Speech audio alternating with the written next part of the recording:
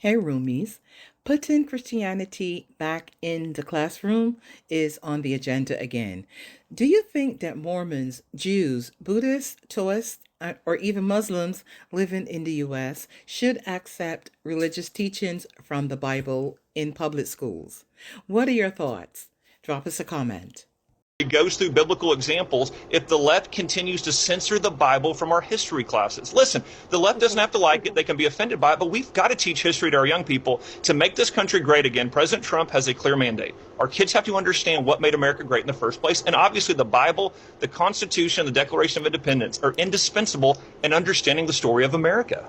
I'm not saying that the Bible isn't an important part of understanding this. What I'm saying is your critics, including a lot of parents, are saying you're trying to enforce your religion, your specific religion, Christianity, onto students, not just by requiring Bibles in every classroom, but also by requiring this prayer video as well, where you also pray for Donald Trump. Just last week, this federal judge ruled it's unconstitutional for the Ten Commandments to be shown in a classroom. How is what you're trying to do different?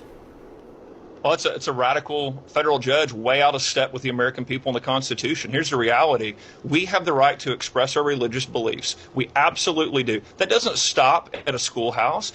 I was crystal clear in there. We're not telling kids they have to pray, but we are telling kids they have the right to pray if they so choose. That is what the free expression of your religious beliefs means. And the left has driven that out of schools because of their hatred for Christianity and people of faith. President Trump has been clear. I don't think that's fair to say that they hate people of Christianity or people of faith. The critics who are and I'm specifically talking about those who have signed this impeachment form for you, those school districts who aren't showing this. Their concern is that it's coercive and that, look, you're talking about how important the Bible is in U.S. history and the founding of the country, but this was a country that was not founded on a specific religion, and that if you are really, if it's important to talk about religious texts and how it weaves into the history of the U.S., then why not also include the Quran? Why not also include the Book of Mormon? Why not also include these other religious texts?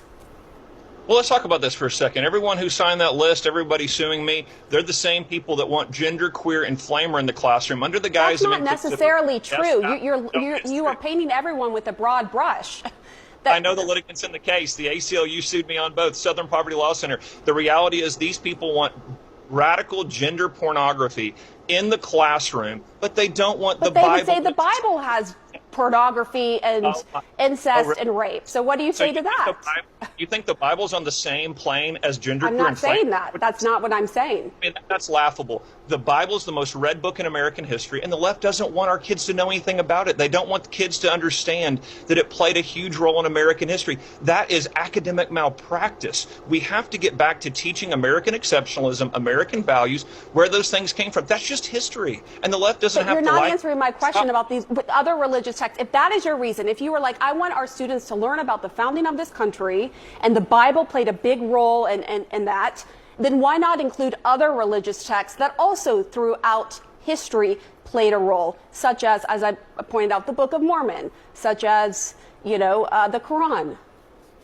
Sure, look, in a world history class, you can absolutely talk about those. But let's be clear, in American history, the Bible played a unique role in shaping this history. And you said no religion. Thomas Jefferson said our rights came from God. And again, look, maybe we all need to go back and study some of this, especially on CNN, to understand the role. Thomas Jefferson rejected part of Christian doctrine. Thomas Jefferson promoted freedom of religion. One of his top 3 accomplishments on his gravestone is promoting a law in Virginia for the freedom of religion. So if you want, and then John Adams, would you say that John Adams is a key founder of the United States? Do you think he is?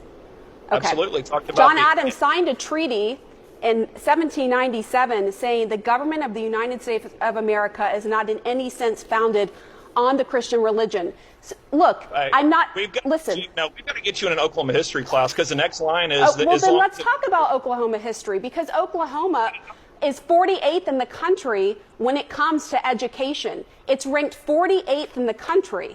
Your critics say the money that you're spending on the Bible, I'm putting Bibles in every classroom, you've asked for $6 million, should be spent in other ways to better educate the students, because they're very worried about where Oklahoma is ranked in the education system. What do you say to that? Hey, we are in the middle of a turnaround here because we are following President Trump's agenda. This is the agenda for the entire country. We have school choice. We have merit pay. We are rejecting this left-wing ideology in the classroom. We are promoting American exceptionalism.